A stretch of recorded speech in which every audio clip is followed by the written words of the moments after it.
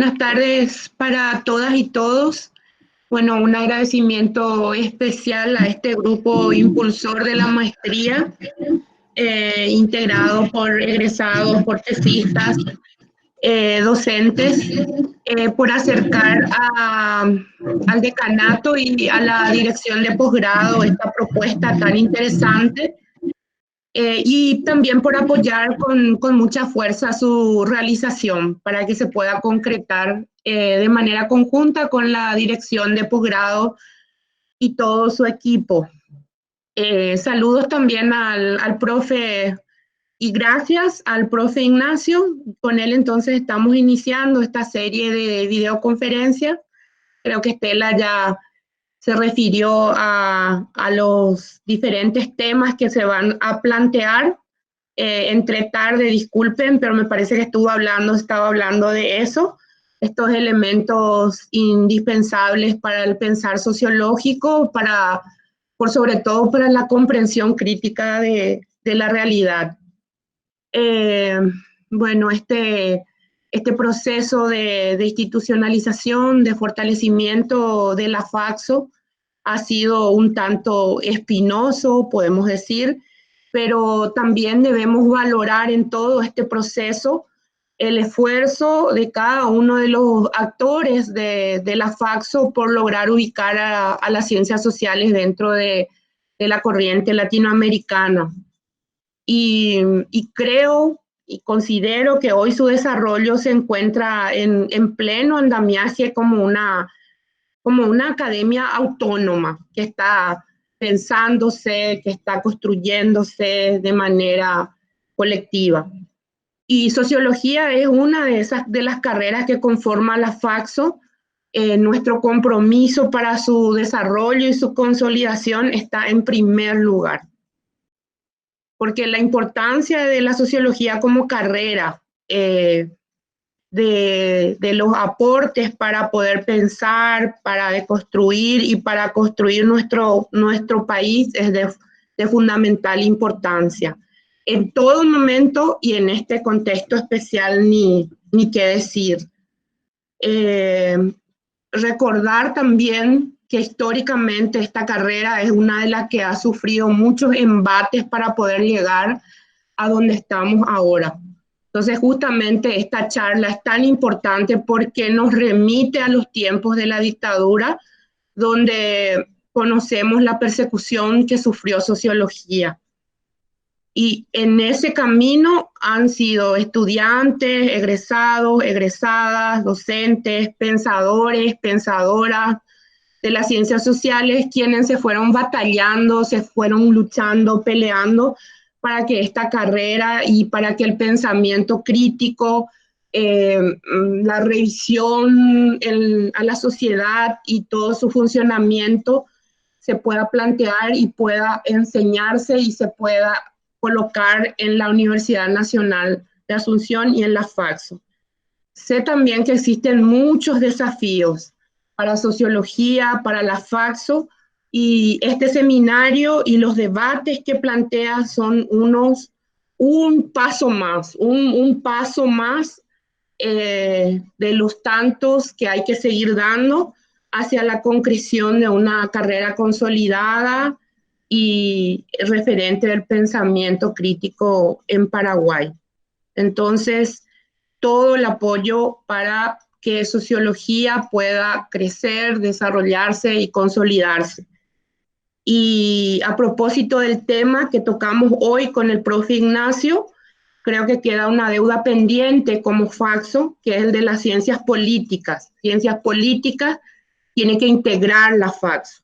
Ese es el lugar que le corresponde a las ciencias políticas. Así que juntos y juntas, en forma colectiva, ojalá podamos romper con ese modelo estronista que lastimosamente impone hasta hoy la presencia de ciencias políticas en la Facultad de Derecho.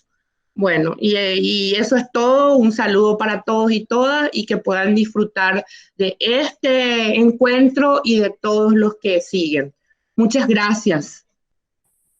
Gracias a Ada Vera, la encargada de despacho. Ella ahora va a tener otra reunión. Le pedimos que esté para palabras de apertura, entonces por esa razón no va a permanecer, nosotros quedamos acá.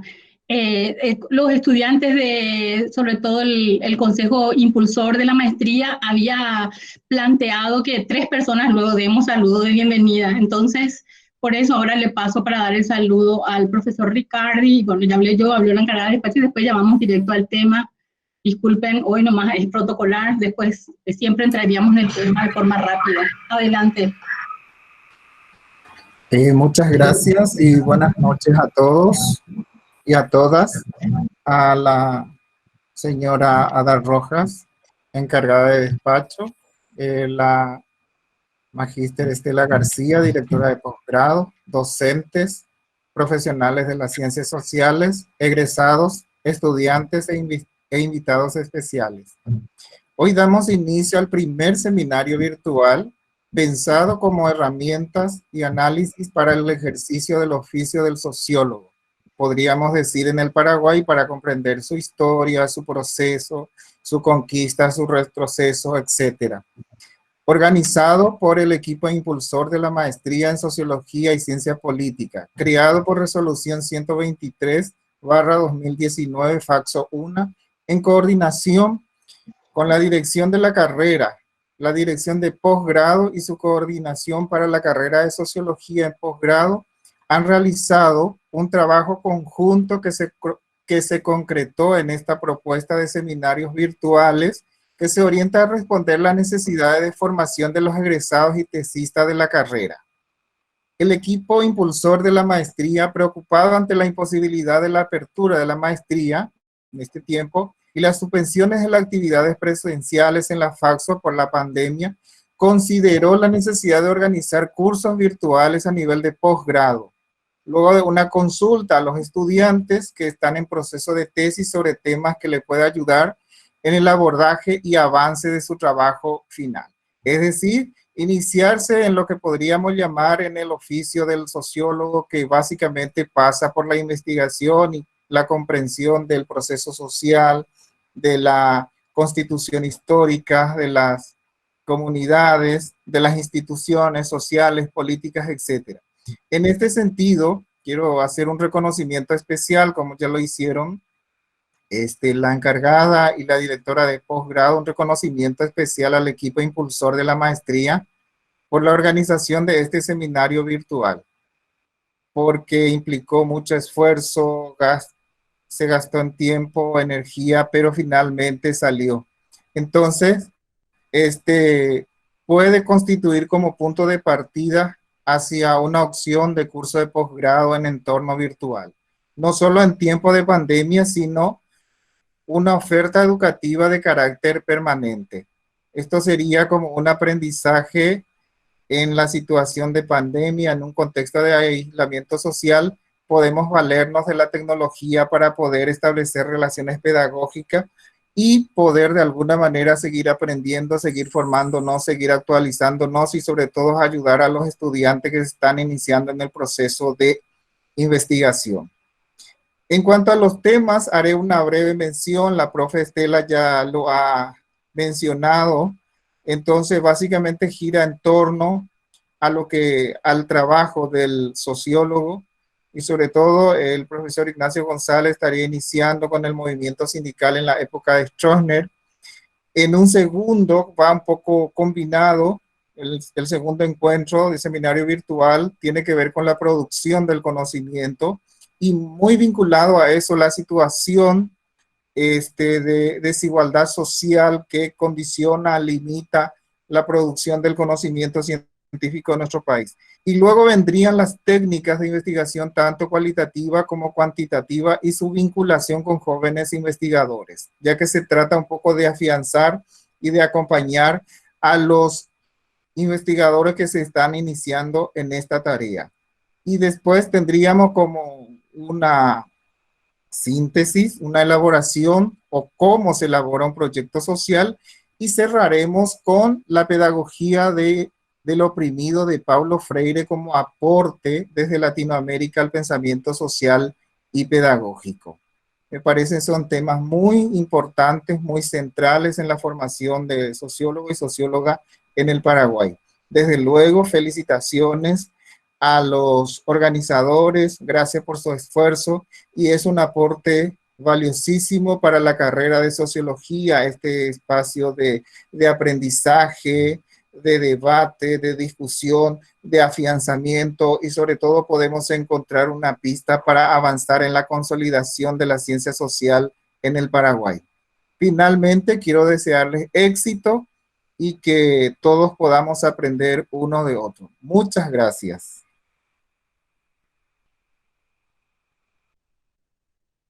Muchas gracias, profesor. A continuación, entonces, iniciamos con el profesor Ignacio González. Él tiene formación en sociología a nivel de grado y posgrado, realizó investigaciones y publicaciones de absoluta relevancia en el país. Actualmente es docente de la FACSO y le vamos a pedir a él que inicie la exposición si considera que hay algunos datos que sería importante, sepamos también presentándose él y contándonos un poquito más de él. Y arrancamos en el tema. Muchas gracias. Bueno, muy buenas tardes a todos y todas. Muchas gracias, profe, por esta invitación. También a la señora decana encargada de despacho, a los colegas, al director de la carrera y principalmente a los estudiantes egresados que fueron los primeros que me contactaron y con el equipo de posgrado fue cobrando forma esta idea. En un primer momento cuando hablamos me habían planteado la idea de hacer una suerte de seminario sobre mi línea de investigación y uno obviamente se emociona ante una propuesta como esa y el seminario era algo, digamos, excesivo en términos de tiempo. Entonces eso se fue puliendo y acordamos hacer una primera y breve presentación de trabajos que pudiesen servir como disparadores para quizás nuevas charlas o conversaciones en el futuro. Me gustaría contarles que lo que voy a tratar hoy tiene que ver con dos trabajos que hice, principalmente un libro que se publicó con el resultado de mi tesis de maestría y una síntesis en una colección sobre estronismo que me gustaría compartir en el chat. Voy a compartir en el chat una dirección de la página web en la que tengo mis trabajos y ahí voy a comentarles cuáles son esos trabajos, si los quieren ver. El primero de ellos es un libro que se llama El Nuevo Despertar, ustedes lo pueden ver en el link que compartí, en la parte de libros, y el segundo es un artículo que sintetiza algunos aspectos de ese trabajo y que también aporta nuevos elementos, que es el que da nombre a esta charla que se llama Represión, Cooptación y Resistencia, y es un intento de analizar los momentos por los cuales atravesó el movimiento sindical paraguayo durante el largo periodo estronista, ¿sí? Entonces, sin más, lo que voy a hacer es compartir mi pantalla para que ustedes puedan ver también la presentación que preparé. Voy a tratar de ser breve, no excederme de 1 hora, así tenemos un tiempo de intercambio. Como les digo, pensando siempre que esto es un disparador para eventuales oportunidades que podamos tener más adelante. Bueno, la presentación que hice tiene que ver, como les dije, con este trabajo que se llama Represión, Cooptación y Resistencia y que en cierta medida sintetiza algunos resultados de una línea de investigación que yo vengo trabajando más o menos hace una década, que comenzó con la intención de analizar a la clase obrera paraguaya durante la transición y viendo los momentos anteriores, el proceso de articulación de trabajadores y trabajadoras en nuestro país en la última parte del estronismo, fue llevándome la dinámica y la investigación al pasado. Así fue que terminé haciendo una maestría en historia y generando, digamos, mis trabajos en el marco de la sociología histórica. Yo creo que el objeto de estudio que pudiese sintetizar en este momento, que guía un poco mi trabajo, es la relación entre el movimiento obrero y el Estado, y a partir de ahí transito por la sociología histórica, los estudios laborales y la sociología política. Este trabajo, como van a ver, tiene esa impronta, ese intento. Digo ese trabajo porque es el artículo base sobre el cual expongo hoy, pero también fui agregando otros datos y otras informaciones que me parecieron interesantes. Antes de arrancar, me gustaría contarles que mientras preparaba esta presentación, yo mismo discutía con mi yo pasado sobre los quiebres y las formas de nominación de cada uno de esos momentos, que les voy a explicar más adelante, sobre la justeza o no de rotular cada etapa de esa forma, y fui problematizando de alguna forma mis propias reflexiones, ¿verdad? Antes de nada, entonces, y empezando, quisiera tocar algunas categorías que creo que son centrales. Primero, a la hora de hablar de estronismo, ¿de qué estamos hablando?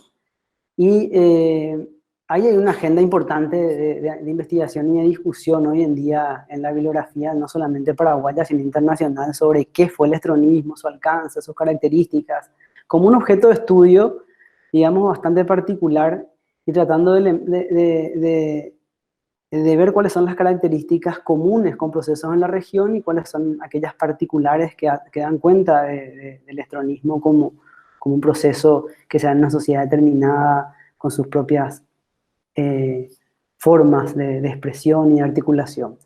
Me siento cómodo hablando del estronismo como un nuevo orden político, entendiendo lo que fue la historia paraguaya del siglo XX, principalmente la segunda mitad del siglo XX, porque creo yo que nos permite un poco distanciarnos de procesos excepcionales como las dictaduras militares a seca de los 70. No quiere decir que esto no haya sido un régimen autoritario, sino que fue un poco más allá de una simple etapa de excepción.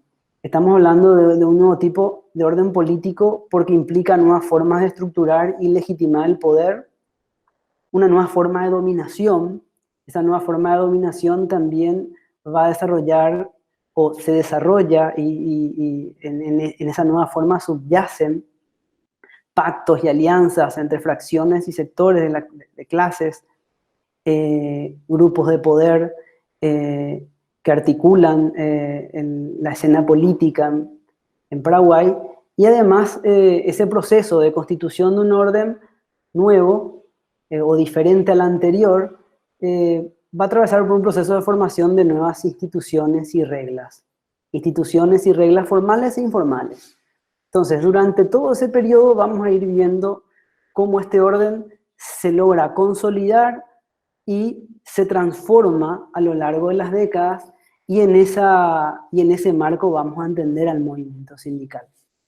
Otro concepto que es importante es que entendemos que en este nuevo orden se establecen, otra idea, mejor dicho, antes que un concepto, otra idea importante tener en cuenta es que en este nuevo orden se establecen nuevas formas de relacionamiento entre el Estado y la sociedad, en general y en particular entre el sindicalismo y el Estado. Eso nos lleva a discutir una categoría que es central en todo este análisis, y que es la categoría de corporativismo. La voy a pasar muy al vuelo, así como pasé muy al vuelo lo anterior, para poder llegar, digamos, a lo sustancial e histórico, y cada uno de estos tópicos llevaría o nos abriría puertas de debate y discusión teórica sumamente ricos, que espero tener la oportunidad de desarrollar en otro momento. Pero bueno, tratando de subrayar lo importante y iluminar, enfocarnos en categorías claves, quisiera destacar lo que es la categoría de corporativismo. Corporativismo es central para el análisis de las relaciones entre el sindicalismo y el Estado en toda América Latina. Y como concepto, es un concepto que ha tenido mucho desarrollo y ha generado mucha polémica. Nosotros nos basamos aquí en el concepto desarrollado por Philip Smither, que centra la mirada, hace foco en la característica que tiene el corporativismo como un sistema de representación de intereses, en el cual las unidades constitutivas se organizan en un limitado número de categorías. Esto quiere decir que son categorías singulares, que son obligatorias, que no son concurrentes, no compiten unas con otras, que están ordenadas de forma jerárquica y diferenciadas en sus funciones, reconocidas y autorizadas, y a veces hasta creadas desde el mismo Estado. O sea, estamos hablando de un proceso de articulación de las representaciones que es claramente constituido de arriba para abajo.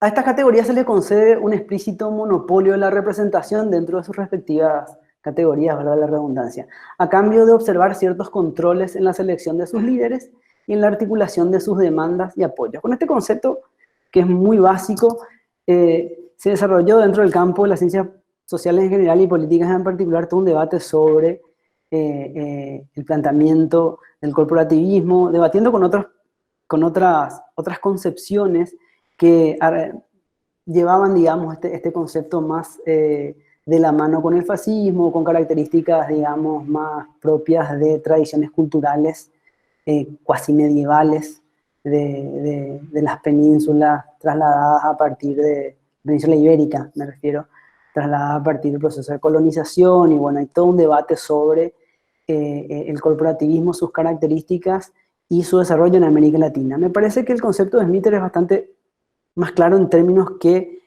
nos permite asir una forma de interrelación entre Estado y sociedad. Y va también de la mano con algo con unas ideas que desarrolla también O'Donnell al respecto, cuando habla de que el corporativismo es un conjunto de estructuras que vincula al Estado y a la sociedad.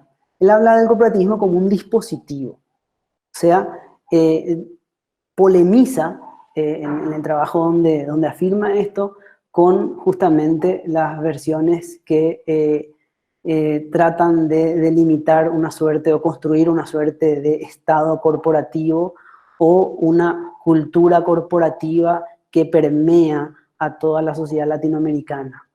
En el caso paraguayo, para no meternos con el debate latinoamericano, tenemos autores que van a ser tributarios de estas ideas. Por ejemplo, Aníbal Miranda, en sus apuntes sobre desarrollo en el Paraguay, habla de un modelo de desarrollo corporativo y habla de un Estado corporativo durante el estronismo, que en cierta forma colisionaría con esta idea, ¿verdad?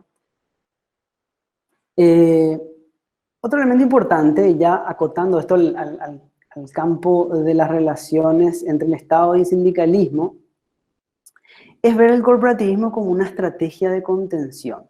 O sea, como formas de interacción entre el Estado y la sociedad, en este caso el Estado y la clase obrera, con el fin principal de contener el conflicto de clases, en contener las disputas en torno al capital y el trabajo. Y acá en el artículo toma Valenzuela como un ejemplo, entonces Samuel Valenzuela como un ejemplo de un trabajo que hace sobre las formas de contención en los regímenes autoritarios, pero lo tomo únicamente porque fue uno de los trabajos que cité en el artículo que da título a esta presentación. Hay muchos otros investigadores e investigadoras que han desarrollado este concepto ya no operacionalizado, de manera inclusive bastante más detallada, el corporativismo, la categoría corporativismo en las relaciones entre el Estado y el sindicalismo. Por ejemplo,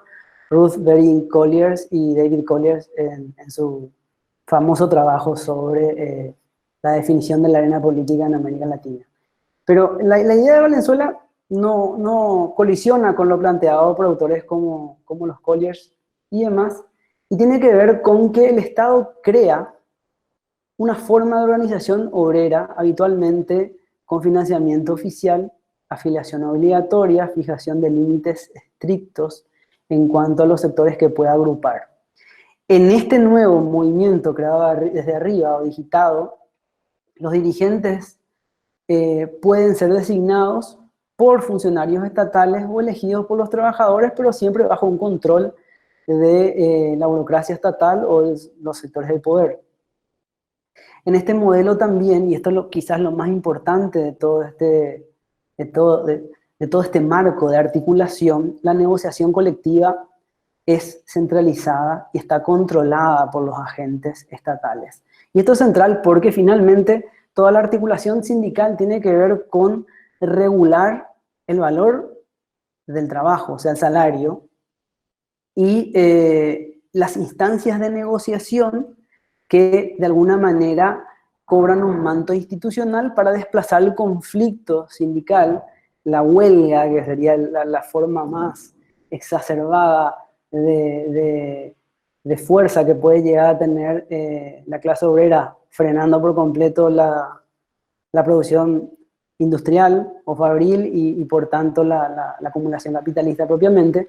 Entonces, como una forma de evitar este conflicto, institucionalizarlo, se ven maneras, mecanismos, estructuras de negociación, negociación colectiva, y en esos espacios, por lo general, a partir de estas mecánicas, a partir de estas dinámicas corporativas, se desarrolla un control importante de arriba para abajo, donde obviamente se establecen sistemas de negociación con representación de todos los sectores, y en estas instancias el Estado, entre muchas comillas, se funge como un árbitro.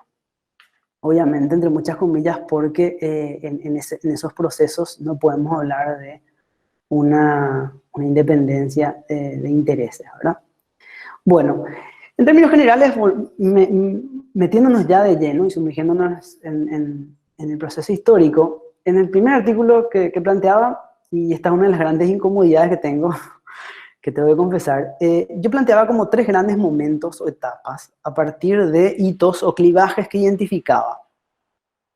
Creo hoy que en cierta medida hay que matizar mucho el tema de estos hitos, porque son procesos que se vienen desarrollando mucho antes y quizás se siguen expresando mucho después de los momentos en los cuales yo planteo los quiebres, ¿verdad?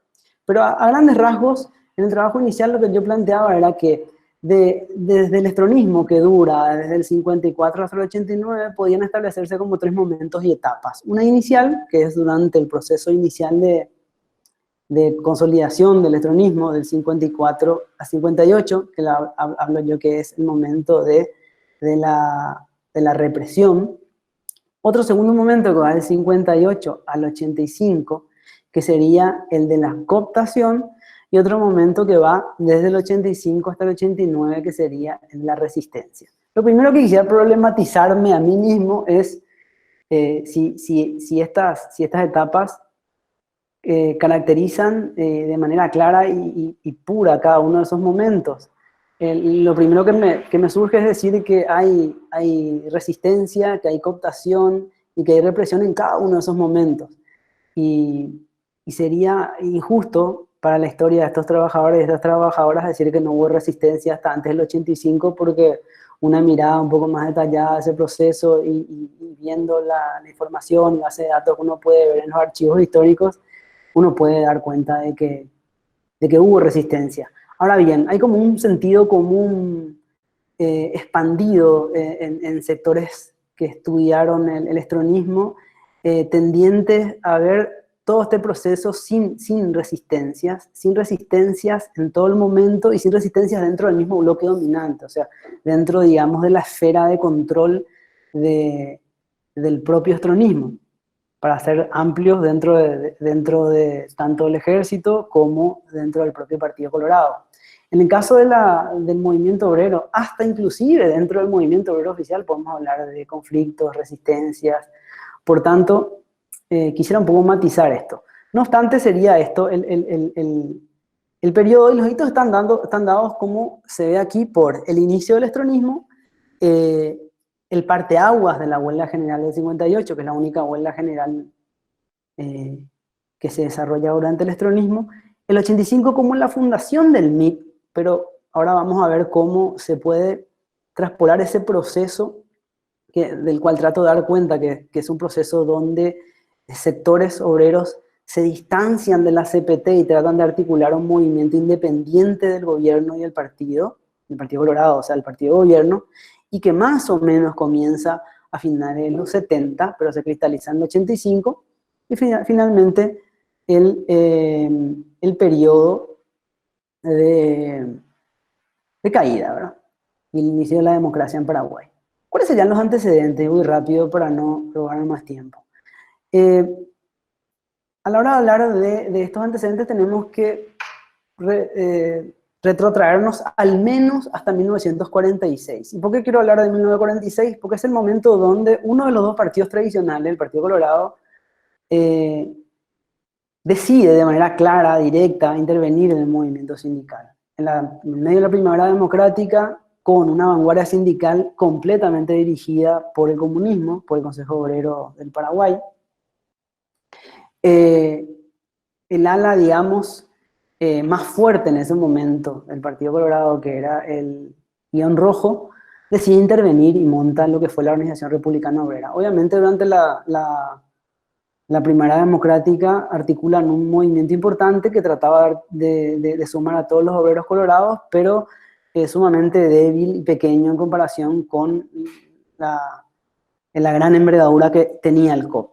No obstante, tras la Guerra Civil del 47, la ORO logra, y no vamos a entrar a detallar todas las características de lo que implicó este acontecimiento, cómo reformuló el escenario político paraguayo y quitó completamente de escena a un montón de actores. Pero bueno, tras el 47 la ORO se logra constituir como la única central sindical del Paraguay. Entonces ahí tenemos algo que en Paraguay empieza a desarrollarse y no había tenido antecedentes, aunque hubo intentos a partir del 36, que es un movimiento sindical que va a estar articulado y directamente engarzado con el gobierno y con la fuerza política que lo ocupa, ¿no? En 1951, otro antecedente importante es la fundación de la Confederación Paraguaya de Trabajadores, y tiene que ver con todo un proceso de apertura de la ORO en base, por un lado, a la necesidad de incorporar bases populares, a la redundancia, engrosar sus filas con sindicalistas que quedaban fuera por no ser colorados, liderazgos importantes en los sindicatos que en gran medida eran simpatizantes de sectores de izquierda, del febrerismo, que digamos era una fuerza un poco menos definible hacia izquierda o derecha, y sectores católicos. Con un intento de apertura, de involucrar a estos sectores, pero también con presiones internacionales importantes de las centrales regionales e internacionales, se funda en el gobierno de Federico Chávez la Confederación Paraguaya de Trabajadores, ampliando el acceso. No obstante, obviamente la conducción estaba totalmente copada por liderazgos que estaban directamente articulados con el Partido Colorado, pero en instancias como el Consejo de Delegados ya había representación opositora en ese proceso, ¿verdad? La CPT va creciendo, se va consolidando hasta llegar al golpe de Estado del 4 de mayo del 54, en el cual asume el poder Stroessner. Todo ese proceso es un proceso complicado en términos de que Federico Chávez había dado un impulso importante al movimiento sindical, inclusive con mucho coqueteo con la Argentina y la CGT, habían promovido en Paraguay congresos regionales, en colisión un poco con los intereses norteamericanos en la región, que venían de la mano de la AFL-CIO, que era la central norteamericana, que combatía un poco la influencia del peronismo en Sudamérica. Federico Chávez trata un poco de coquetear el mejor estilo peronista con el sindicalismo, pero con una economía que estaba en declive, que no lograba levantar cabeza y que finalmente va a ser uno de los factores que va a influir en su caída. En ese proceso, el liderazgo más importante de la CPT va a continuar siendo Colorado y va a ser un sindicalista llamado Florentín López, del gremio de marinos, que había sido traído en 1948 del exilio porque el quiebre del Guión Rojo raleó, apartó a un sector importante de su dirigencia, principalmente a Enrique Volta Gaona, que era uno de los cerebros de esa institución, así como Justo Pastor Miñarro, que era su mano derecha y cabeza de la ORO hasta el 48. Florentín López va a ser un dirigente colorado muy importante, con una base sindical también muy importante y con una trayectoria también reconocida por sus pares de otras fuerzas políticas, en un gremio que marcó la historia en el Paraguay, como fue la Liga de Obreros Marítimos. En el 55, un año después el acceso de Stroessner al poder, la CPT va a tener su cuarto congreso, y en ese cuarto congreso va a ratificar su apoyo a Stroessner. O sea, era una CPT que incluía en sus filas a sectores no colorados, pero que tenía una afinidad con el gobierno clara. No obstante, la situación en los primeros años del estronismo no fueron fáciles, principalmente la situación económica, vamos a dar algunos datos más adelante, y eso va a empezar a generar algunos cuestionamientos y discusiones. Como les comenté, sí había participación opositora en el Consejo de Delegados, y el Consejo de Delegados comienza a tener cada vez mayor fuerza dentro de la CPT, planteando necesidades de ajustes salariales, de reivindicaciones más fuertes por parte de la central, y empiezan a ganar una parte importante, por no decir mayoritaria, de la central obrera. En este congreso no solamente se da un apoyo a la nueva candidatura de Stroessner. Ustedes saben que Stroessner va a terminar el mandato de Federico Chávez del 54 hasta el 58.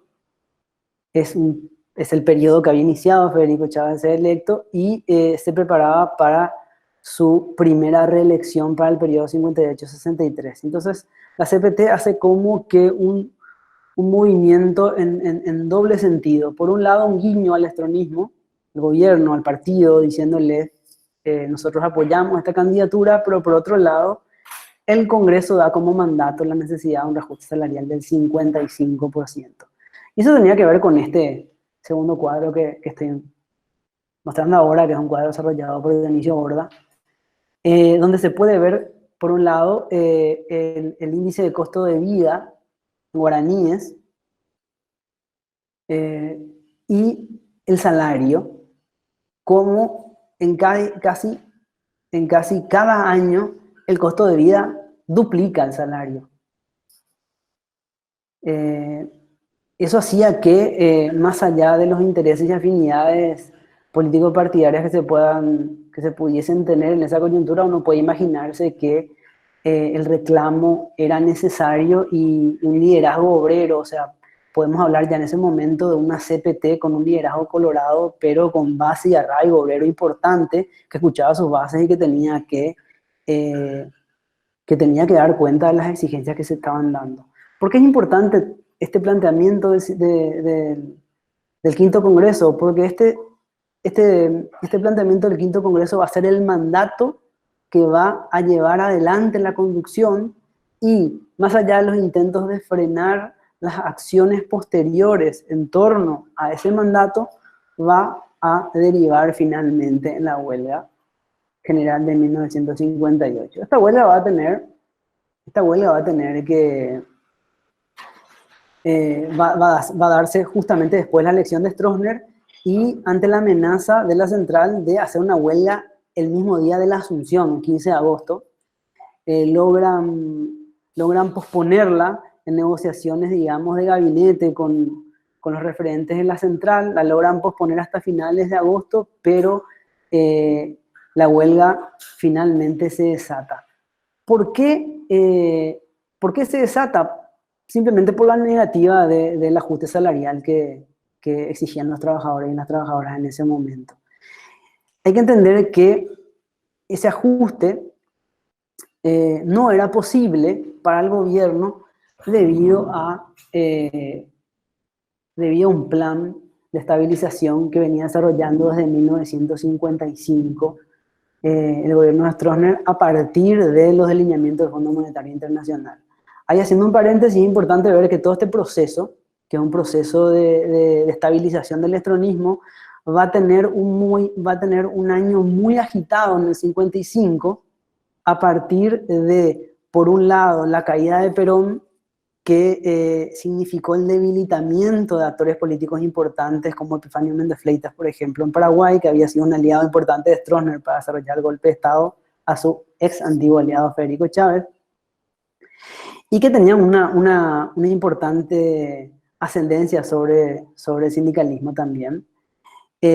Por otro lado, Stroessner logra purgarlo, y a la par logra generar una suerte de concordia del liderazgo colorado, negociando inclusive con los cívicos, con el Guión Rojo, ofreciendo cargos, varios van con estos exilios dorados a embajadas en el exterior, y logra un poco apaciguar y calmar las aguas. Una vez que logra calmar las aguas, se mete con fuerza a purgar dentro del partido, también a purgar dentro de las Fuerzas Armadas, y bueno, todo ese proceso que se va entre el 54 y el 57, tras la salida de Epifanio del Banco Central en el 55, comienzan a desarrollarse negociaciones con el Fondo Monetario en torno a una suerte de plan de estabilización, y que el Fondo Monetario va a sugerir lo que siempre sugiere. Y leer esto en los libros parecería un déjà vu de estos tétricos, ¿verdad? Que uno puede ver en los mejores libros de terror. ¿Qué sugiere el Fondo Monetario? Y liberar el mercado de divisas, disminuir el déficit fiscal mediante la reducción de subsidios promovidos desde el Estado del gasto público y congelar los salarios. Por tanto, esto hacía que fuese difícil corresponder a la central y sus demandas, más allá de que la central esté liderada por correligionarios. Eso llevó a la huelga, y las derivaciones de esto fueron terribles. Hay una frase muy interesante que rescatan en un documento desclasificado de los Estados Unidos, de Edgar Ellis Fran, entonces ministro del Interior. Según este documento diplomático, se le atribuye esta frase: el espinazo de los trabajadores ya ha sido doblado en el pasado, ahora debe ser quebrado. Le atribuyen esa frase, y a partir de ahí él es el organizador de lo que se llamó la Operación Aquidaván, que fue el operativo que terminó reprimiendo con saña y fuerza la huelga general de la CPT estallada el 27 de agosto tras decenas de intentos de negociación y búsquedas de acuerdos intermedios. Ahora, esta huelga fue muy importante debido a cómo permitió intervenir en un sector importante, como la clase obrera, que tenía capacidad. Ya en ese entonces, la clase obrera paraguaya y las diferentes centrales habían parado decenas de veces el país con diferentes consignas: problemas nacionales, problemas internacionales, inclusive huelgas regionales articuladas con sindicatos de Argentina y Uruguay. O sea, estamos hablando de una clase obrera que en su historia ya tenía la capacidad de combate fuerte. Esto permitió rearticular un poco la incidencia que tenía el nuevo gobierno dentro de las centrales. Centenares de presos, centenares de exiliados, inclusive referentes sindicales colorados de primera línea, diputados, miembros de la Junta de Gobierno, gente de primer nivel dentro del Estado y dentro del partido, fueron reprimidos, inclusive exiliados tras este proceso, lo que derivó más adelante en la conformación, poco tiempo después en Uruguay, de lo que se conoció como la CPTE, que fue la Central Paraguaya de Trabajadores, la Confederación Paraguaya de Trabajadores, disculpen, en el exilio. Con eso marcamos entonces el primer clivaje o el primer quiebre, ¿verdad? Del que les hablaba, el de la represión, y se inicia un proceso en el cual la central se articula de mejor manera con el gobierno, pero con un gobierno que ya estaba más asentado, más consolidado en el poder, y que comienza a articular un juego bastante más complejo y favorable en cierta forma al menos a algunos sectores del sindicalismo, a partir de esa nueva rearticulación. La CPT va a ser intervenida, el interventor va a ser Enrique Volta Gaona, que va a resucitar entre los muertos. Dicen en política, los cadáveres políticos no viven, pero sí viven, y Volta Gaona fue uno de ellos. Va a ser el gran interventor de esta central, rearticula no solamente la central, sino articulan todos los sindicatos negocian inclusive con sectores opositores, en ese entonces con mucha fuerza sectores católicos y también sectores febreristas que finalmente acceden a reparticipar en la CPT a partir del acceso a la conducción, ya no solamente en el Consejo de Delegados. Entonces, muy hábil, logra recomponer a la central, pero la logra recomponer con una dinámica, digamos, más ajustada a los intereses del gobierno. Ese periodo también de relativa calma en las relaciones entre el movimiento sindical, o la central, mejor dicho, del Estado, permite al estronismo en avanzar en un proyecto que venía postergado de los 40. Hubo al menos 2 intentos serios de constituir en Paraguay un código laboral. Finalmente va a ser posible en este contexto, gracias al avance que va a desarrollar el gobierno con esto y cierta tranquilidad por parte de la representación sindical. Se monta el primer código, que es el Código 61, en verdad son 2 códigos, el Código del Trabajo y el Código Procesal del Trabajo, que de alguna manera va a recuperar varias de las normativas ya desarrolladas, por lo menos desde los 30, articulando los procesos y generando una suerte de modernización en estas relaciones a partir de la creación de los tribunales del trabajo. Pero en todo este proceso también la CPT, como instancia de articulación de los sindicatos, fue ganando mayores espacios de representación en el Estado. Y esto tiene mucho que ver con el concepto de corporativismo que hablábamos anteriormente. Se da una suerte de articulación desde arriba, pero siempre una articulación que tiene negociaciones, que tiene disputas, que no siempre es del todo suave y que no siempre es del todo desventajosa para ambas partes. Siempre ambas partes pierden y ganan algo, aunque algunos ganan más y pierden menos, y viceversa. En todo este proceso de lucha y anterior al estronismo, incluso anterior al ascenso del Partido Colorado y la recuperación del poder en el 48, la clase obrera ya fue ganando espacios de representación en diferentes instancias. Por ejemplo, ya desde el 36, con el segundo Departamento Nacional del Trabajo, hay una representación obrera que después en el 37-38, con la consolidación del decreto 3080, se instaura definitivamente ese departamento con 2 representantes obreros en su dirección.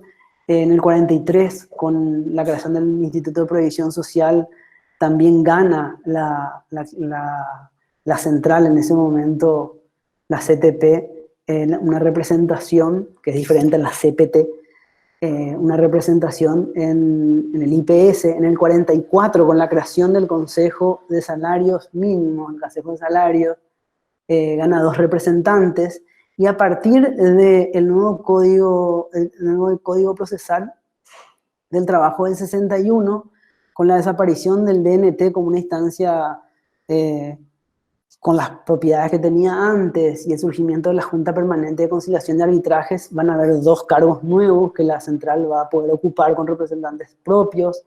Con la creación de la Administración Nacional de Electricidad, 2 representantes en el Consejo. También luego ya con la nueva Constitución, ustedes saben que la Constitución del 40, digamos, muy inspirada en los vientos que venían de Europa con las dinámicas organicistas y corporativistas, constituye un Consejo de Estado que suple funciones de la Cámara de Representantes o Parlamento, en ese momento cuando el Parlamento no estaba funcionando, pero que no tenía una representación obrera, tenía representaciones de otros estamentos o sectores de la sociedad. En el 67 esa instancia se mantiene con la reforma constitucional llevada adelante por Stroessner, y ese consejo se reformula incorporando a representantes obreros. O sea, antes había representantes de la industria, de los gremios de la producción, entre comillas, como si los obreros no produjeran, ¿verdad? Ahora sí se incorporan sectores sindicales, y también van a ganar en los 70 otras representaciones, como un representante en el NSPP y otro representante 6 representantes en el Banco Nacional de Trabajadores en el 73. Todo ese proceso va generando una suerte de instancia de mediación clave entre esta nueva estructura ya, digamos, más imbricada con el nuevo orden político y el Estado. Digo, esta nueva estructura que fue la CPT. Un tema, una digresión más importante acá, aclarar que todo este periodo hay como una suerte de idea general o sentido común compartido dentro de nuestra intelectualidad, que ve como todo este proceso, inclusive algunos escribieron con relación a esto, otros contradiciendo justamente esta idea, que es la idea de una paz laboral implantada por el estronismo a partir del 58, y eso no es tal. O sea, el conflicto laboral siempre estuvo y la CPT intervino, y inclusive uno puede ver en las estadísticas inmediatamente después de la huelga general del 58 y la intervención de la central, un montón de huelgas principalmente en las economías de enclave, con el declive de las tanimeras. Hay mucha acción sindical, mucho conflicto y también mucha intervención de este liderazgo que todavía veía la necesidad de representar a estos sectores más allá de también, obviamente, pregar por sus propios intereses y los intereses de sus sectores políticos, ¿verdad? Pero quiero dejar bien en claro que siempre va a haber una actividad sindical más allá y gremial más allá de las banderías políticas y los intereses de cada sector. Bueno, pero continuando con esto, quisiera plantear que esta nueva dinámica va a empezar a tener en su seno duros problemas. Por un lado van a haber problemas propios de la disputa interna dentro del gobierno y dentro del propio Partido Colorado. Como ustedes saben, el estronismo como orden político no suprimió la disputa, sí la contuvo y delimitó ciertos márgenes. O sea, dentro del Partido Colorado hubo elecciones, las seccionales funcionaban, entonces había una vida política pujante y una arena política que, aunque limitada, tenía un movimiento fuerte, una articulación, una disputa, reglas claras, reglas formales e institucionales, reglas informales de articulación. Y bueno, siendo el Partido Colorado el ámbito en el cual se inscribía también la propia central, estas disputas también van a afectar el interior mismo de la central. A la par de esto, empieza a desarrollarse también un desgaste importante dentro de las instancias de articulación en las cuales participaba la misma central. Por un lado, por ejemplo, la CPT no había cortado vínculos con la ORIT, con la Organización Regional Interamericana de Trabajadores, que era la representación regional de la Confederación Internacional de Organizaciones Sindicales Libres. Una instancia que para nada podía acusarse de comunista o de izquierda, porque justamente era la central, digamos, con mayor ascendencia norteamericana y que se oponía de manera directa a la comunista Federación Sindical Mundial. Las críticas eran cada vez más fuertes a la CPT dentro de esta instancia y a finales de los 70 la CPT-E, o sea, la CPT en el exilio, logra una victoria dentro del Congreso de la CIOSOL, o sea, de la Confederación Internacional de Organizaciones Sindicales Libres, con una sanción y un apartamiento de la CPT de ese espacio que rápidamente la CPT en Paraguay va a tratar de dar vuelta diciendo que ellos renuncian a una instancia que comenzaba a ser gobernada por comunistas, ¿verdad? Finalmente la CPT en 1978 va a ser desvinculada de la ORIT CIOSOL y va a ser un golpe fuerte que va a ser recibido y entendido por algunos de los referentes, principalmente por Modesto Ali, que en ese momento era la cabeza de la CPT. Modesto Ali, un referente colorado importante, que era representante de los gremios ferroviarios, aunque en verdad tenía una función, digamos, cuestionable, porque creo que tenía un cargo un cargo gerencial y lo cuestionaban mucho por ese lado.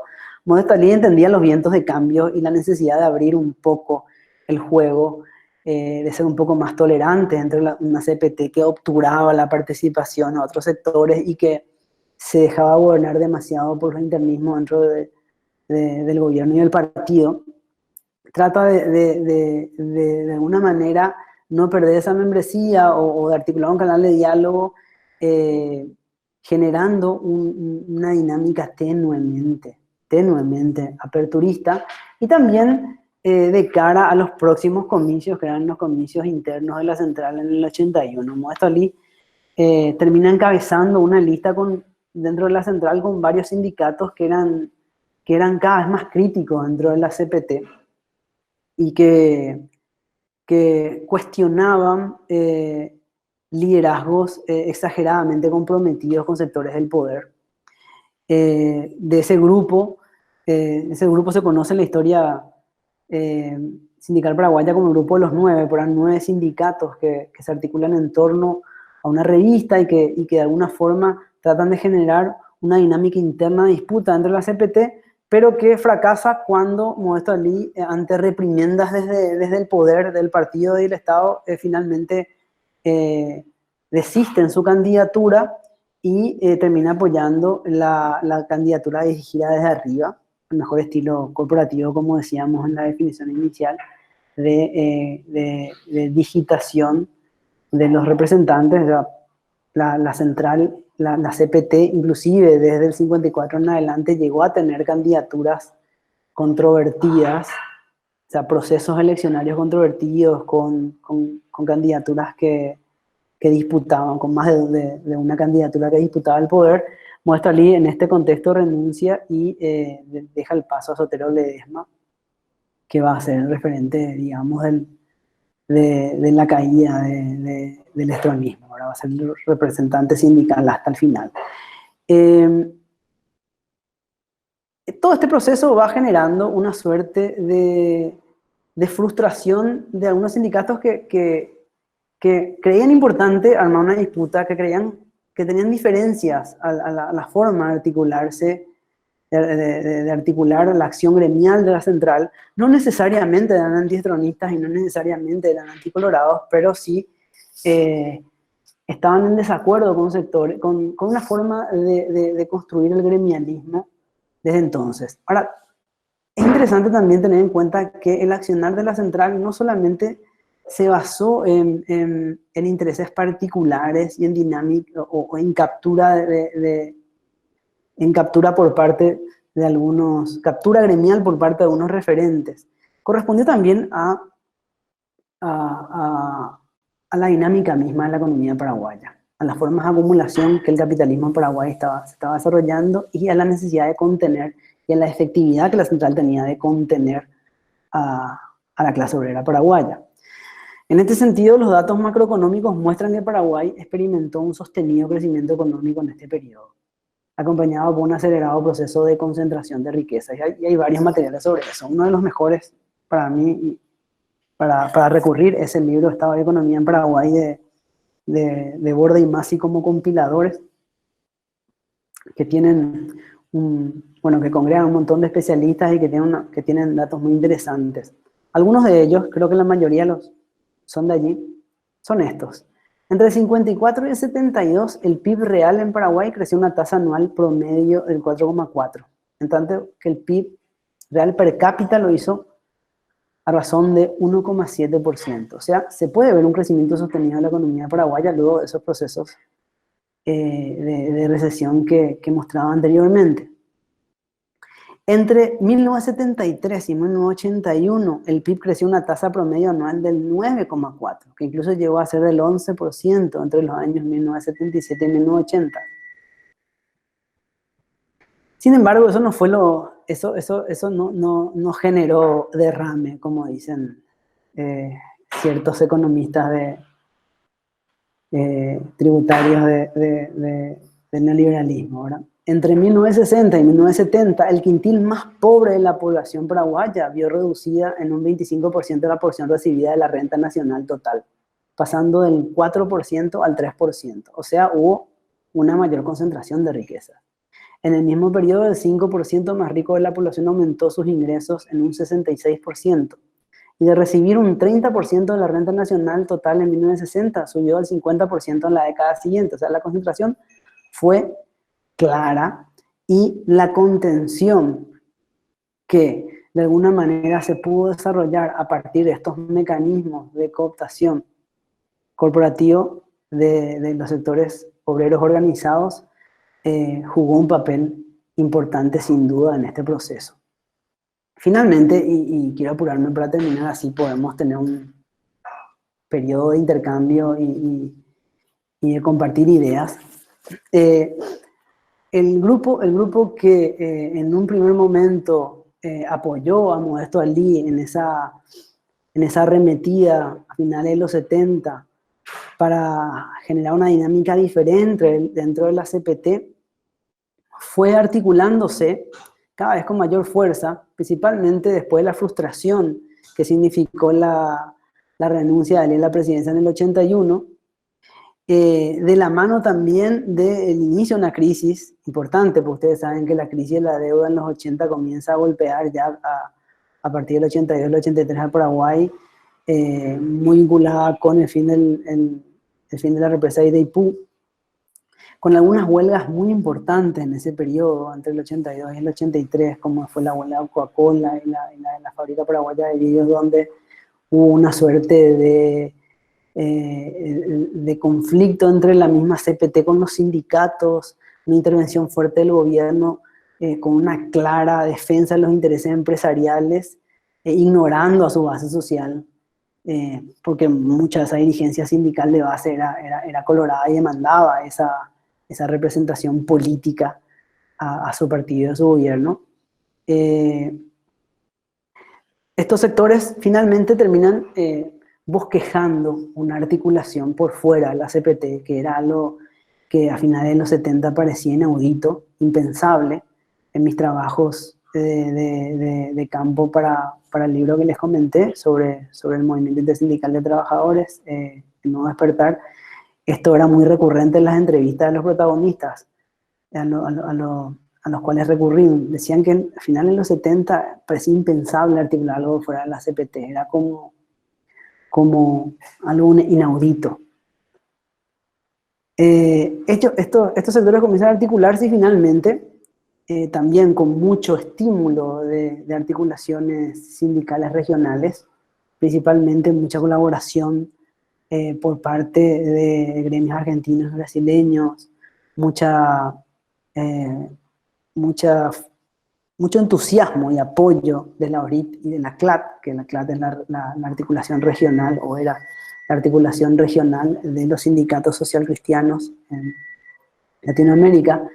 Esos sindicatos consolidan o constituyen una articulación, digamos, central paralela de facto, la que denominan Movimiento Intersindical de Trabajadores, que obviamente no tuvo reconocimiento durante toda la vigencia del electronismo.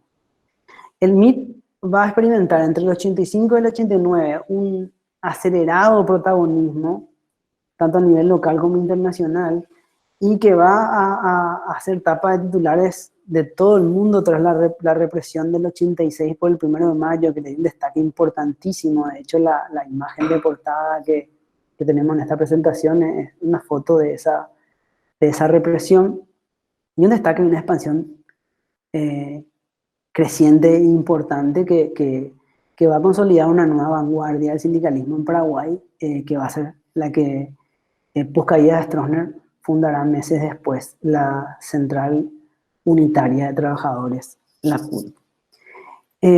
Para ir cerrando, quisiera compartir unos datos que me parecen interesantes y polémicos que no están en el artículo inicial que les había comentado. Por un lado, hay algunos autores que hablan hicieron inventarios de huelgas.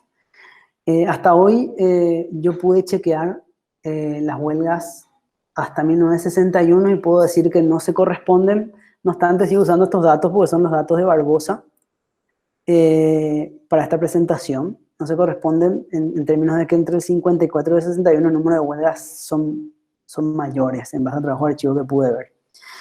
Ahora, lo que sí me interesa, más allá de ese periodo, es ver cómo entre el periodo que llamamos de cooptación se registra un número importante de huelgas. Estamos hablando de 35 huelgas, con un promedio anual de 1,4. Por lo menos hubo una huelga y media por año en ese periodo, donde algunos refieren una paz laboral y un nivel de quietud absoluta en el campo sindical, ¿verdad? Obviamente estos números crecen de manera exponencial y se puede ver el promedio anual a partir del 85, con el fogoneo claro de un movimiento sindical crítico que articulaba y catalizaba toda esta dinámica, ¿verdad?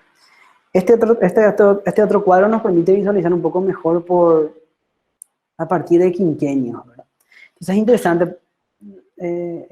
Recuerdo, por ejemplo, un trabajo de Andrew Nixon, que fue realizado en los 80 con todas las limitaciones, y uno entiende que el acceso a archivos era muy limitado. Él refiere a una paz laboral casi completa entre los 60 y comienzos de los 70. Y los datos de Barbosa obviamente dan cuenta de que eso no es así.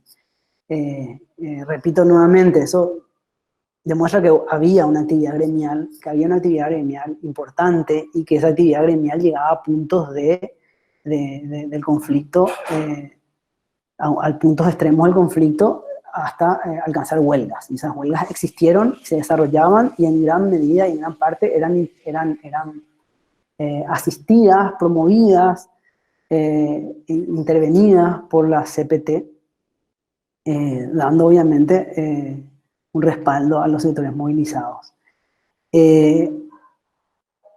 Eso no quita que los respaldos eran retirados en situaciones determinadas, a veces sabiendo quiénes o cuáles eran los propietarios de las empresas en las cuales se generaban estos paros, y la huelga de Coca-Cola a comienzos de los 80 es claro donde toda la dirigencia fue despedida y el gobierno hizo caso omiso a todo ese proceso. Ese comportamiento era regular. Ahora, no obstante, la generalización podría ser un error que el rigor no nos puede permitir cometer. Con esto quisiera yo cerrar esta presentación y permitir o abrir un espacio en lo que resta del tiempo para intercambios, consultas, reflexiones y demás. Muchas gracias, Ignacio González, por esta presentación. Les recordamos que a todas las personas que están en este momento se va a crear seguro que ya tienen muchos más, un grupo de WhatsApp como para pasar allí informaciones, materiales, etcétera. Y me estaba fijando sobre las intervenciones, en realidad tenían que ver con otros detalles, no preguntas concretas sobre el contenido. Saludamos a gente que desde muy lejos se conecta. Evelyn Estefanía Nava Gómez dice que es estudiante de Sociología y es de México. Bueno, saludamos a todos y todas, sobre todo a la gente que se enteró, digamos, y está conectándose desde distintos puntos. Muchas gracias. En vista de que no hay preguntas específicas dentro del chat, si alguien quiere hacer uso de la palabra y expresar alguna idea, opinión, preguntas respecto a lo desarrollado, por favor, puede hacerlo.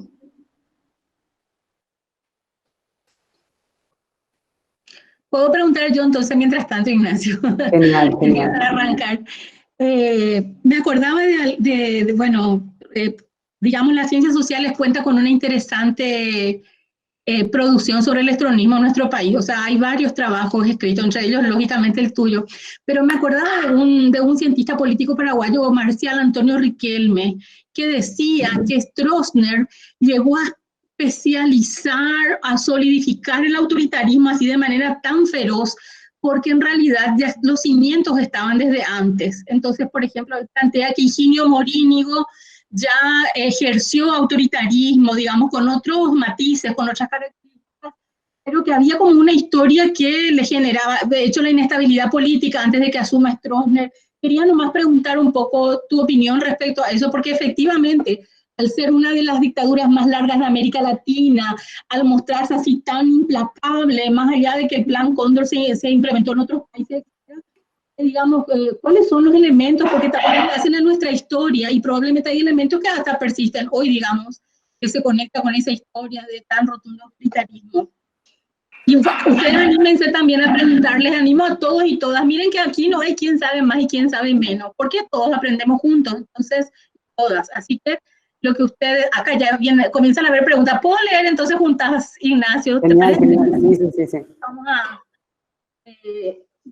bien. Ahora ahí ya... hay 3 preguntas, disculpen, yo nomás no... Voy. Justo me dijeron que hiciera bien la moderación, estoy fallando en el primer día, pero ahí no me van tolerando.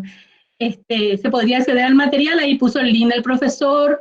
¿Qué rol tenía en todo esto la acotación estronista Ezequiel González Alcinas? ¿Cómo ve usted el movimiento sindical actual? Es otra pregunta. ¿Qué rol tenía en todo esto, en la acotación? ¿Cómo se aprovecharía en el futuro el movimiento sindical comparando con la región latinoamericana? Profe, ¿cómo se llamó el gremio que operó en el exilio en Uruguay? La huelga de Coca-Cola en Paraguay, ¿tuvo alguna conexión con la huelga que ganaron los sindicalistas en Uruguay? ¿Cuál fue el rol de la iglesia? Licenciada Silvina Russo, Argentina. Qué bueno, Silvana, gracias por... En su exposición se centra mucho en el CPT. ¿Por qué? Pregunta. Según la exposición de Ignacio, queda para mí claro que el corporativismo es un rasgo determinante del estronismo. ¿Puede ese rasgo ser pensado como su mayor especificidad respecto a las dictaduras del Cono Sur? ¿Por qué hoy día hay una aparente cuasi muerte de los sindicatos? ¿No le parece que la incorporación de los dirigentes de los consejos fue una cooptación antes que una conquista sindical? Hablas de huelgas, ¿qué envergadura de acatamiento tenían aquellas? Bueno, varios están conectados. Wow. Lo que no creas como vos. Primero que nada, agradecerles a todos y todas la atención, la participación y wow, muchas de sus preguntas son verdaderas tesis para desarrollar, ¿verdad? Espero que podamos en Faxo armar nuestro grupo de estudio del mundo del trabajo. Profe, yo ya me estoy en la lista, así sí. Excelente. Si falta, ya saben. No, yo creo que puedo dar mi opinión sobre muchos aspectos, pero me parece que son verdaderas líneas de investigación. O sea, varias de las preguntas despiertan o fomentan líneas de investigación. Voy a tratar de hacer un recorrido por varias, ¿sí? Y profe, vos me decís si me salté alguna.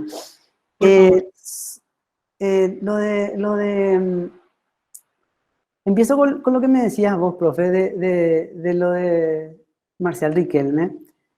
El libro creo que referís, no recuerdo el título, pero creo que es un libro publicado por CDE muy interesante que habla del proceso y quizás yo iría un poco más que Riquelme en el sentido de que preguntaría cuándo hubo democracia en Paraguay. O sea, cuando colocamos en clave regional a la dictadura de Stroessner y la emparentamos demasiado en términos de las dictaduras regionales, creo yo que es muy válido por la relación que tuvieron.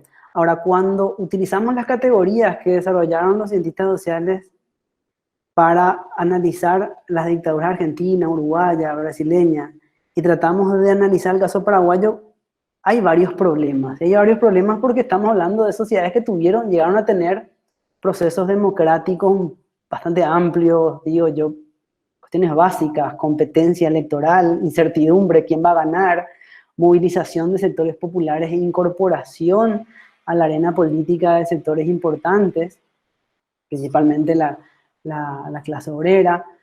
En Paraguay no tuvimos eso, o sea, es difícil analizar. Algunos hablan de que hubo una competencia electoral en el 28, cosa muy difícil de creer que había incertidumbre en esa elección. O sea, estamos hablando de un periodo largo de tiempo en Paraguay, desde la creación de los partidos a finales del siglo XIX hasta la caída del estronismo, donde hubo partidos, hubo elecciones, pero sabemos que esas elecciones eran elecciones que reafirmaban pactos de élite, no había competencia, inclusive los cambios de gobierno de un signo a otro se daban manus militari, de ahí la celebración por el 2008 de un cambio en la historia del Paraguay por primera vez de un partido a otro sin un incidente bélico. O sea, creo yo que va en la línea de lo que planteabas, profe, de Riquelme, y va más allá todavía, ¿verdad? Va más allá, es un proceso donde el autoritarismo era la clave de toda fuerza política que se constituía en el poder, ¿verdad? Hace poco, con un colega, José Duarte, escribimos una pequeña columna en un blog sobre justamente poniendo en clave histórica el anticomunismo y el autoritarismo, entendiendo cómo anclamos muchas prácticas a una forma de gobierno y no nos permitimos ver el todo del proceso, ¿verdad? Y ver cómo hay una práctica política que está, digamos, que es persistente en el Paraguay desde mucho antes de la década del 50. Quisiera conectar eso con la primera pregunta que veo aquí, que es sobre el rol que cumple Ezequiel González Alsina, y justo él es un gran protagonista de la huelga del 58. Y hay un trabajo fantástico de Gladys Casaxia, que fue su tesis de grado y fue publicada posteriormente por el CDE, que recoge mucho y muy bien. También hay un trabajo sobre el 58, también hay un trabajo de testimonios que hicieron Miriam González y Roberto Villalba, que también es muy interesante sobre el protagonista de la huelga. Y uno puede ver en esos materiales y también viendo archivos de prensa que me cupo revisar en el marco de mi tesis doctoral, el rol que juega Ezequiel González como ministro de Justicia en todo esto, y de alguna manera termina usando esta expresión así, digamos, popular, haciéndole la cama a sus propios correligionarios en la CPT. O sea, él logra postergar, sabiendo que él no iba a continuar al cargo, logra postergar las acciones y era un dirigente muy carismático. De hecho, él venía de un sector gremial que se había articulado, un sector de prensa que había ganado importante fuerza. Él fue un destacado dirigente de la Juventud Colorada décadas atrás. Inclusive creo que registra Seifergel un manifiesto, o habla él de un manifiesto firmado por Ezequiel González Alsina solicitando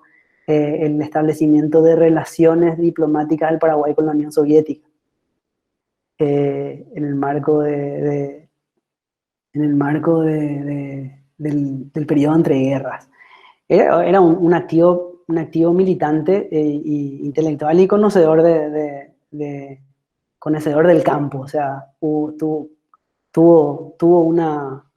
un rol importante en ese periodo. No lo estudié a fondo, pero creo que podría ser toda una línea también de trabajo, ¿verdad?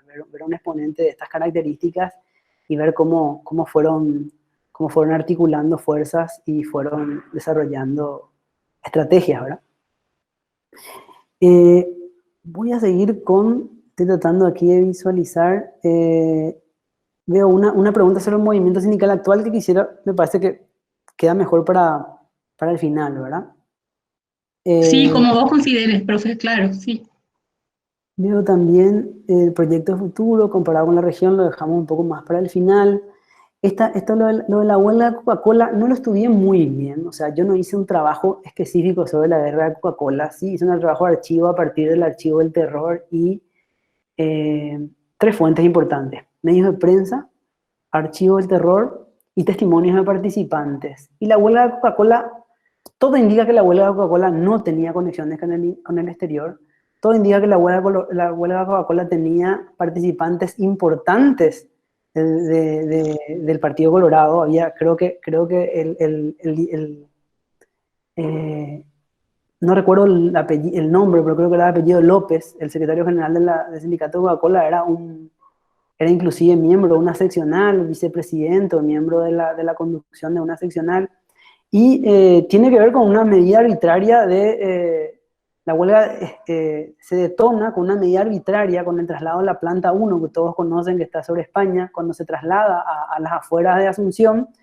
En ese traslado, unilateralmente la empresa desvincula a toda la dirección del sindicato y eso detona un montón de acciones y de solidaridad, donde obviamente estos dirigentes demandaban solidaridad de la central, solidaridad de los gremios, de los otros gremios, de los otros sindicatos y solidaridad también del propio partido. Y la solidaridad de los gremios fue fuerte, principalmente en los gremios críticos.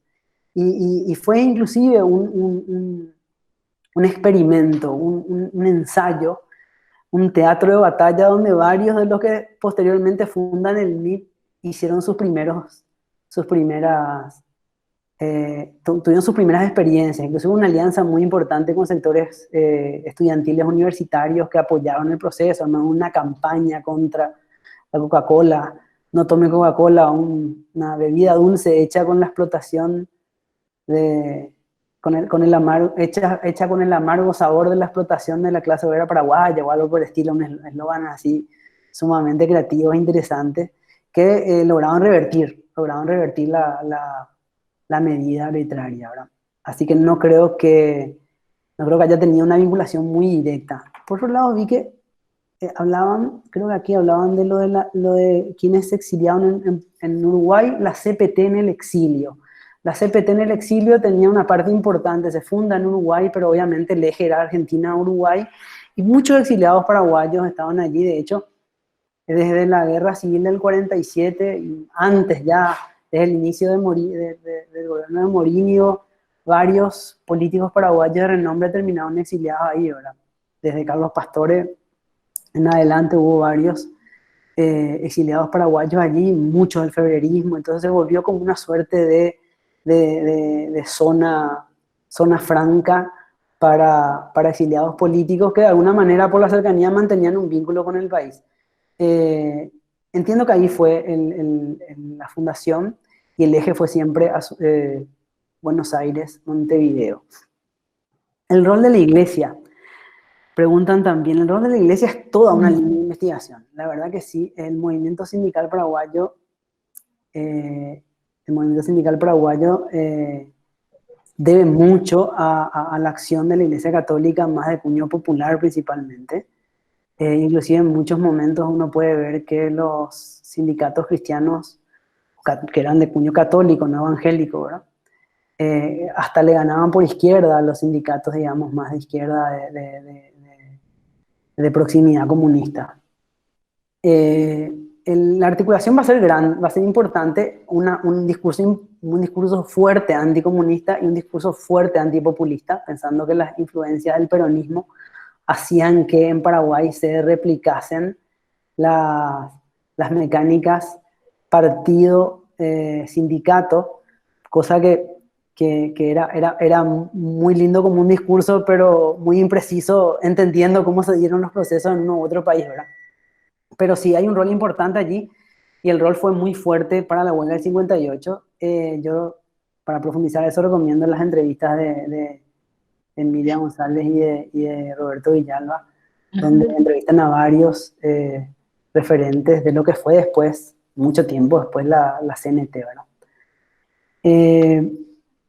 Sobre la exposición, se centra mucho en la CPT, y sí, me centro mucho en la CPT porque, primero, como les decía, analizo la relación Estado-sindicatos, y ahí necesitamos mediaciones, y las mediaciones son estas articulaciones de centrales.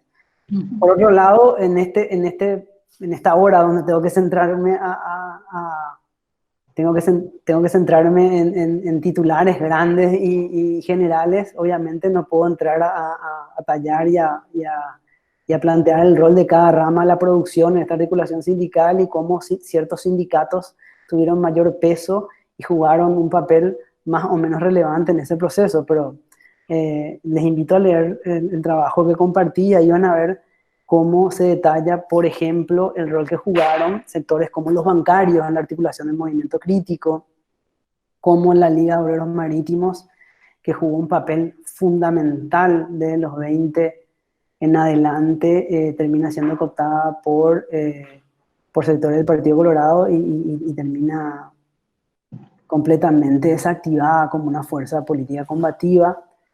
Y bueno, se van analizando diferentes sectores, de la construcción, del transporte, que son obviamente gremios que van a activar dentro de la misma central. Ahora bien, con el orden, con la forma de articulación, digamos, de cuño corporativa o cuasi corporativa, la representación era directamente de la CPT, era la CPT la que existía en términos institucionales y la que podía intervenir en conflictos, podía ser una instancia legítima y legal de negociación, de demanda, de reivindicación, de ahí el acento en esa CPT. Ahora, obviamente eso no implica que tenga que ser el único tópico de investigación ni el único punto. Sobre la pregunta, acá hay el corporativismo. Si el corporativismo, digamos, es una peculiaridad comparando las dictaduras del Cono Sur. Yo no creo que sea un rasgo determinante, de hecho, del estronismo. De hecho, mi tesis de doctorado, que espero defenderla dentro de poco, de alguna manera trata de correr eso, de decir que no. En la tesis doctoral que estudio el proceso de los 30 en adelante, justamente quiero ver las regularidades de todos los procesos y no tanto la especificidad del estronismo, porque me parece que llegamos a un punto de saturación y de entender y de pensar que varios de los procesos, dinámicas políticas, institucionales que tenemos en la sociedad paraguaya tienen como espacio fundante el estronismo. Y por lo menos en la relación entre el Estado y los sindicatos se puede ver que no es así. Que desde los 30 hay una dinámica que tiende hacia el corporativismo y que sí se pudo haber consolidado y agudizado finalmente en el estronismo, pero era imposible sin por ejemplo, una revolución febrerista. En ese sentido, sí, yo trato de debatir en esta tesis con planteamientos como los de Arditi, cuando tomando a Pasquino habla de una forma corporativa de articulación, que me parece que sí, que corresponden en algunos aspectos, pero que deja de lado un proceso histórico de articulación de esa manera. O sea, como decía, había un Consejo de Estado en los 40. El gobierno de Félix Paiva monta un decreto de creación o de reafirmación del Departamento Nacional del Trabajo fundado por Franco, que lo vuelve más corporativo que el anterior. Entonces hay como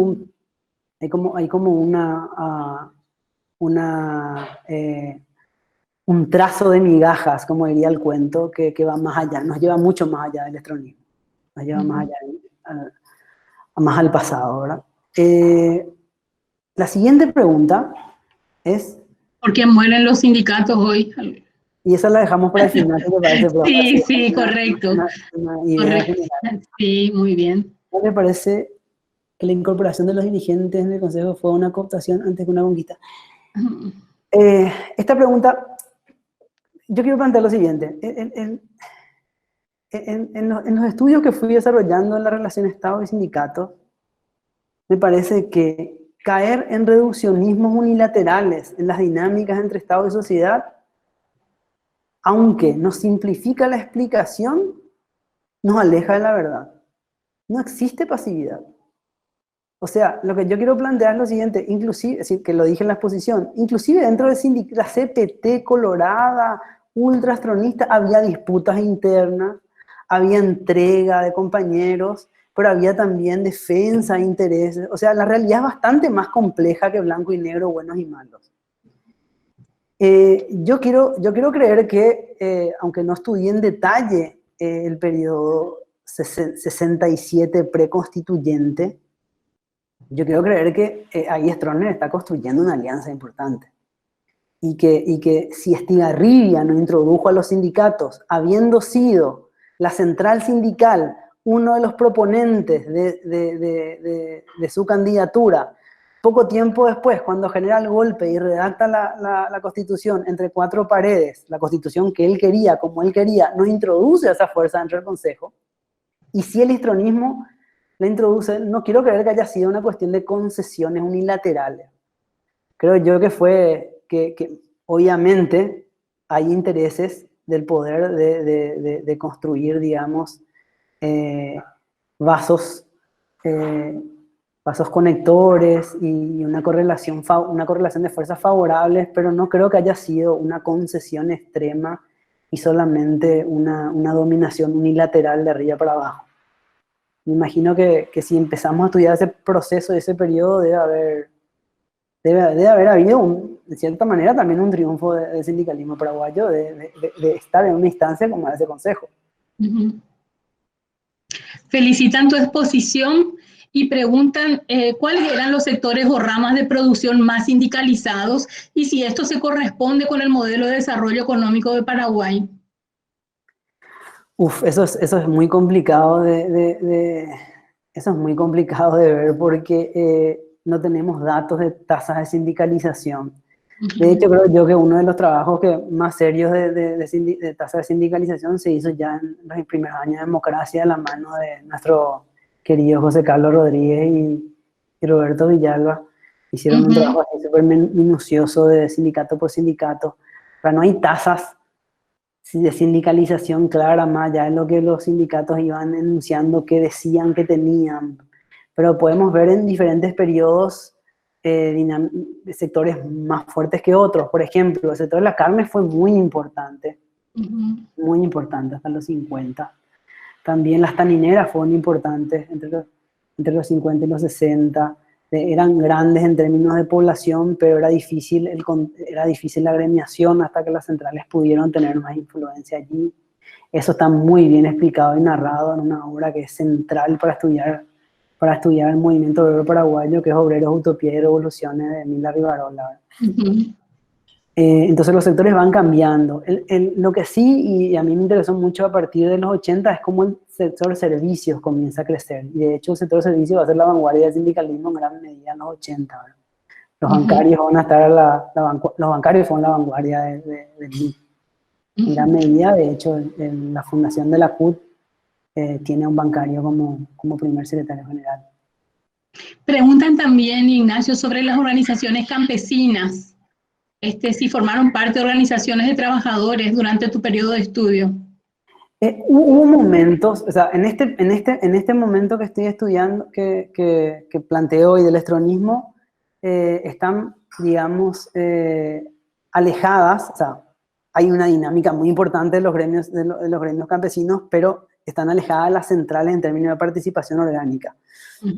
Hubo momentos de incorporación, de hecho la CPT tuvo su brazo campesino, pero uno ve que es una cuestión de nomenclatura y de registro en los papeles que no se corresponden con...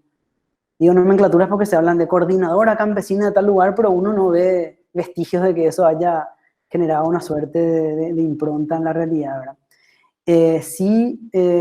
Antes hubo intentos, antes de la misma creación de la CPT, también con parecidas derivaciones, y la CUT en su proceso de conformación, o sea, una vez caído el estronismo, en los primeros meses, creo que la CUT es fundada en agosto, y en los primeros meses se arman los procesos precongresuales y compañía, ahí incorporan a sectores campesinos que formaron parte de la fundación de la CUT, pero finalmente terminaron con la misma suerte de los proyectos anteriores, y uno puede ver que los gremios campesinos se articularon por fuera y ganaron fuerza por fuera de la central y terminaron superando en capacidad de movilización y de incidencia en las centrales en muchos momentos, ¿verdad?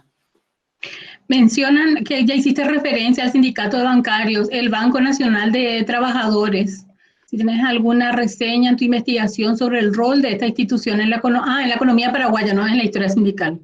No, la verdad que no profundicé en mis estudios sobre eso, pero sé que hay mucho trabajo mucho trabajo de denuncia sobre la situación.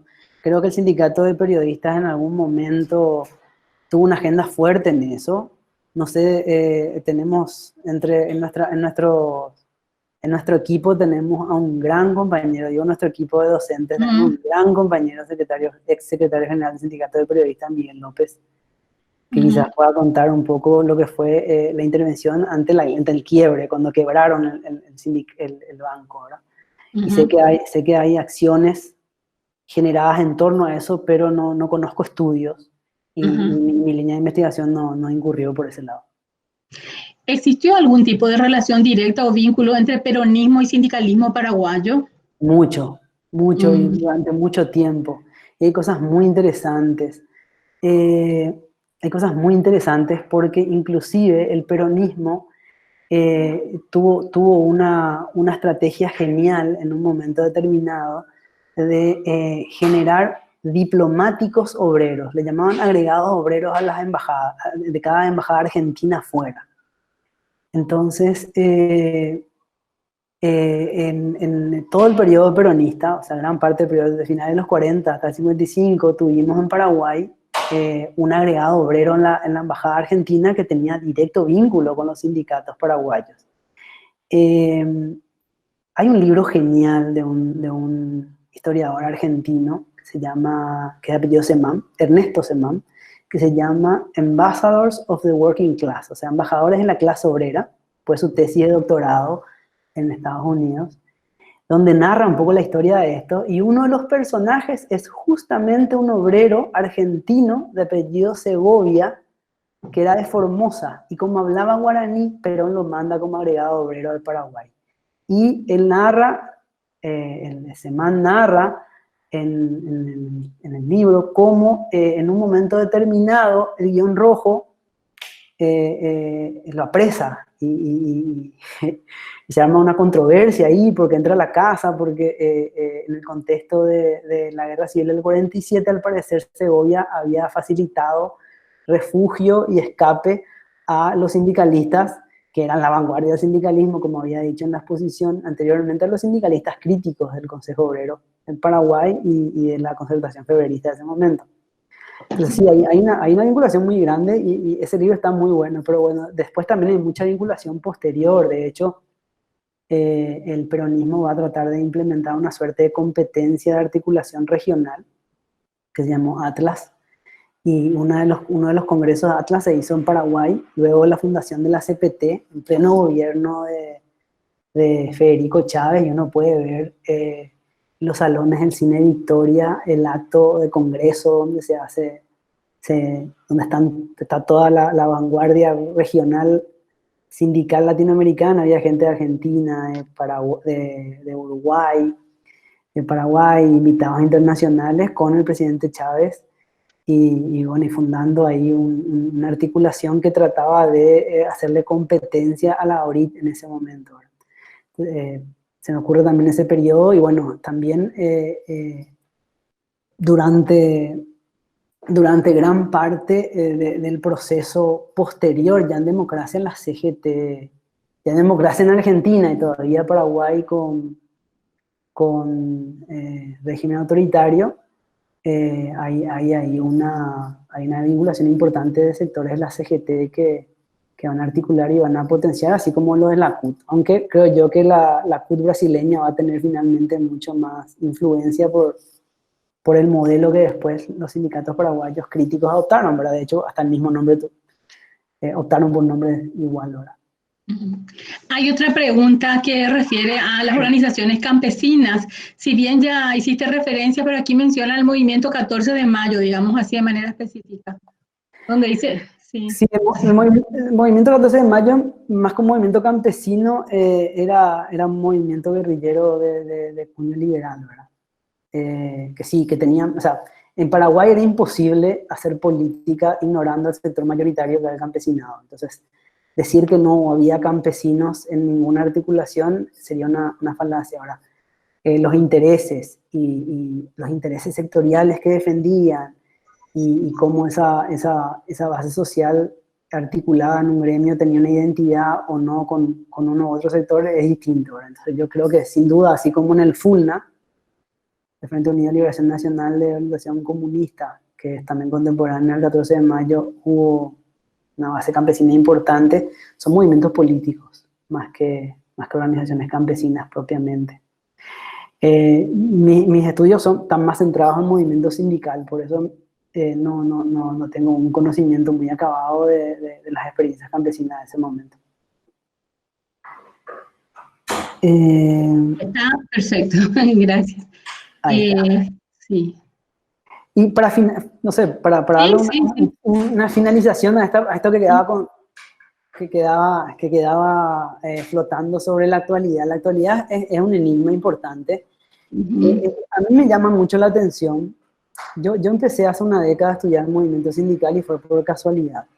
Fue por casualidad porque estudiando sociología yo quería entender cómo era la estructura de clase en la sociedad paraguaya y no sabía por dónde entrar y me pareció que era interesante ir primero al estronismo, ver la última fase del estronismo, donde hay un crecimiento importante en términos económicos y una transformación social grande.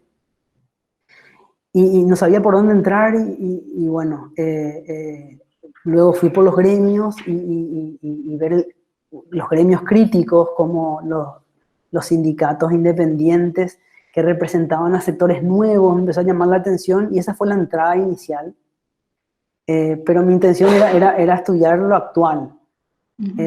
Posteriormente, eso se volvió, en la línea del estudio de los sindicatos, en el nestronismo se volvió una tesis y se volvió una línea de estudio importante para mi trabajo, pero siempre buscando el presente. Y de hecho, cuando yo me postulo para el curso de doctorado que ahora estoy culminando, que es en la Universidad de Buenos Aires, mi proyecto original en la postulación era el proceso de articulación sindical en la transición, tratando de ver cómo había pautas neocorporativas y polemizando un poco con la repetición de aquello contra lo cual había peleado un movimiento sindical independiente en gran medida, pero estudiando ya el doctorado me di cuenta que nosotros teníamos muchas vacancias, muchas ausencias en entender los procesos de articulación en el mundo del trabajo en Paraguay. Y era difícil explicar el presente sin entender las dinámicas anteriores y principalmente procesos muy importantes como fueron los procesos de consolidación de estructuras especializadas por parte del Estado que mediaban el conflicto entre capital y trabajo. Eso era fundamental más allá de todos los gobiernos y las especificidades que pudiesen tener. Esas dinámicas institucionales terminaban encorsetando el juego político y la interacción entre Estado y sociedad. Por tanto, terminé yéndome para atrás. Pero mi interés es obviamente entender la actualidad. Lo que puedo decir hoy en día es que esas dinámicas fueron estructurando un modelo de articulación entre sindicatos y Estado, movimiento obrero y Estado, que impregnaban una lógica que es conocida como la competencia de libre mercado en el ámbito gremial, ya alejada de ciertas prácticas corporativas y que terminaron debilitando al sindicalismo. Terminaron debilitando al sindicalismo porque permitieron que surgiesen sindicatos con poco número de personas. Eso facilitó también el desarrollo de sindicatos amarillos. No generaron instancias de intervención y de negociación que fuesen oficiales y obligatorias para regular los salarios. Eso se entiende ahora claramente porque, por ejemplo, los salarios del sector público son tan altos. Aunque no le gusta a cierta derecha criolla reconocerlo, no solamente son prebendas, son también conquistas laborales. Son conquistas laborales de un sector que todavía sigue sindicalizado. Y puedo asegurar que la tasa de sindicalización es gigantesca dentro del sector público, como no lo es en el sector privado. Entonces, esta dinámica de fracturar o de dividir la fuerza sindical tiene que ver con cómo se fueron estructurando estas relaciones, estas estructuras de interacción entre sindicatos y Estado. También hay que ver que el modelo de desarrollo paraguayo no fomentó el crecimiento de la clase obrera. O sea, Paraguay no pasó por un proceso de industrialización por sustitución de importaciones como sí pasaron en Argentina, Uruguay, Brasil, para hablar de nuestros países más cercanos, ¿verdad? En la Cuenca del Plata, yo ahora no voy para arriba. Y Y bueno, la industrialización no tuvo su impronta como sí la tuvo en estos países. Eso vino de la mano también de dinámicas políticas diferentes, estilos populistas de liderazgo, que por lo general atendieron de manera mucho más clara a la clase obrera como un sujeto sobre el cual podían constituir una base de apoyo y una base electoral. O sea, esos regímenes, en cierta forma, esas expresiones políticas compitieron electoralmente, entonces necesitaban una base de sustento para apoyarse. Bueno, todo ese juego de articulaciones no tuvo lugar en Paraguay. Sí tratamos de emular eso muchas veces. En la historia paraguaya tratamos de emular eso muchas veces, pero sin tener la base material concreta. Por ejemplo, si uno lee en los últimos tiempos, en los textos de historia, uno puede ver que inclusive Morínigo coqueteó con la idea de crear un partido laborista en la Primavera Democrática, un partido laborista, y si uno se pone a ver y analizar bien la legislación, que es algo que yo hice en mi trabajo de doctorado, uno ve que entre los 30 y los 60, al inicio del electronismo, el periodo donde hubo más leyes laborales y más derechos otorgados al movimiento obrero en Paraguay fue justamente durante el periodo de la dictadura de Morínigo. Algo contradictorio, pero no logró consolidar nunca una base y tampoco creo que se lo propuso de manera muy seria. Pero también tenía que ver con un momento regional y un momento internacional donde la atención al mundo del trabajo era diferente a la de hoy. Bueno, con esta respuesta, Ignacio acaba respondiendo las otras dos que recién nos reclamaron. Uno es si el tamaño y acatamiento de las huelgas de parte de los sindicatos, que tenían que ver un poco con el proceso económico de Paraguay, y el otro era si había relación con Brasil. Brasil tiene un proceso industrial distinto, digamos, por tanto características distintas, así que muchísimas gracias. Hay muchas expresiones de agradecimiento y elogio por todo lo que nos aportaste, Ignacio. Dicen que es siempre un gusto escucharte, en fin, ahí te dan la bienvenida, el agradecimiento, así que muchísimas gracias. Yo les quiero recordar que el siguiente encuentro es el próximo martes con el profesor Ángel Estigarribia. Vamos a trabajar lo epistemológico, que para el conocimiento es muy importante, no hay solamente una vía o un camino de conocimiento, hay varios. Y bueno, será trabajado eso en el próximo encuentro. Muchas gracias a todos, todas, en especial al profesor que nos facilitó. Estela, ¿puedes recordar la inscripción, por favor? Sí, cómo no, cómo no. Hay un link para inscribirse. Una vez que ustedes se inscriben, tenemos su correo electrónico y teléfono. Entonces podemos pasar materiales, avisar fechas, modificaciones si hubieran. En fin, podemos quedar en comunicación sistemática. Por favor, si ingresan al link los que no lo hicieron y se inscriben para que tengamos sus datos y quedamos vinculados. Muchas gracias a todos y todas.